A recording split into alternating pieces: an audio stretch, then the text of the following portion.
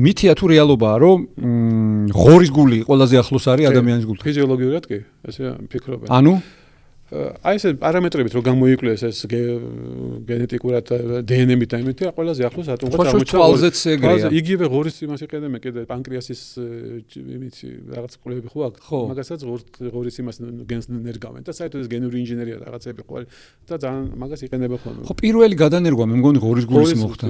და რამდენიმე საათი იცხოვრა, ხო? რამდენიმე საათი და მე სამხრეთ აფრიკაში ხო მოხდა იმან რო გადანერგა კეიპტაუნში. ხო. სტომატოლოგს რო გადაუნერგა.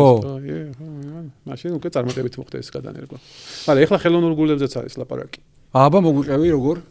არაფერი ეხლა ჯერ ეს ცოტა ისეთი რა, ჯაჯურობით ესეთი მოწყობლებები ახლა თეთრიანად გული არ იცვლება. ჩვენ ხო არაფერს არ ვამტკიცებთ, ჩვენ უბრალოდ ამბავს ყვებით, ხო? ეხლა ჯერ როგორ არის, ჯერ ნაწილობრივი იცვლება რაღაცა, ჯერ დავიწყოთ რომ ხელოვნური საფრთხეებიც არსებობს, უკვე ესეც უკვე ხელოვნური გულია ფაქტიურად, მაგრამ კიდე არის დამხარე მოწყობილობები პარკუჩის და ბოლოს მე მგონი იქამდე მივალთ და ამაზეც ფიქრობენ იაპონელები სხვათა შორის, მთლიანად შეიცვლება გული.